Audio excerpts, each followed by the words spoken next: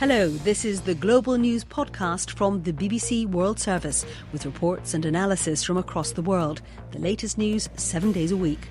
BBC World Service podcasts are supported by advertising. This is the Global News Podcast from the BBC World Service. I'm Josiah John Dublin, and in the early hours of Friday, the 20th of November, these are our main stories. The U.S. Health Protection Agency has urged Americans not to travel for next week's Thanksgiving holiday to prevent a further surge in coronavirus infections. President-elect Joe Biden has warned that the U.S. faces a dark winter due to the pandemic and calls for unity. Researchers in Britain and the Netherlands say they've found another drug that could be effective in treating critically ill patients with COVID-19. Also with this podcast in Uganda.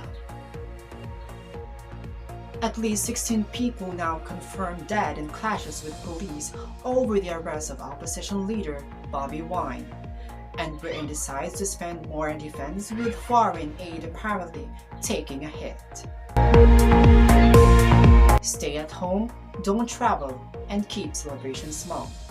That's the message coming from the health officials in the United States ahead of next week's Thanksgiving holiday.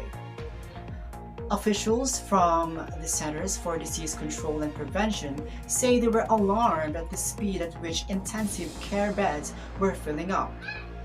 The number of patients in hospital with COVID has doubled in 2 weeks, as the United States struggles with an explosion. In cases in Texas, prisoners have been recruited to move bodies from an overcrowded morgues to trucks. States, including New York, Minnesota, and Kansas, have hardly tightened restrictions. Dora Class is a doctor at the Columbia University Medical Center in New York. She warned that the disease will continue to spread at an alarming speed if Americans don't heed warnings not to gather in large groups for Thanksgiving.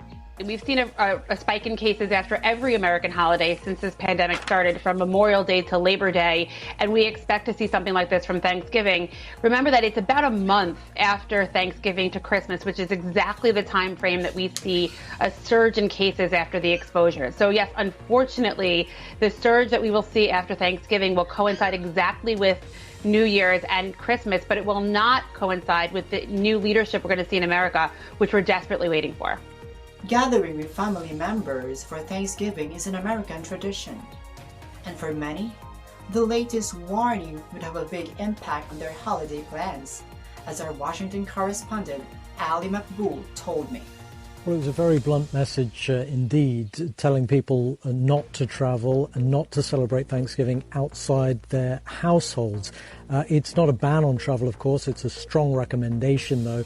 They are talking about their alarm at the way the number of cases has increased in recent weeks, so more than 1 million cases in just the last week alone. We've now had more than 11 million coronavirus cases since the pandemic started, but that last million just took 6 days to go from 10 million to 11 million. And that's all from us for now, but there'll be an updated version of the Global News Podcast later. If you want to comment on this podcast and the topics covered in it, you can send us an email address. Address is globalpodcast@bbc.com.uk. This podcast was produced by Arian Kochi. The studio manager was Antonio Fernandez, and the editor is Corinne Martin. I'm Josiah John Dublin. Until next time, goodbye.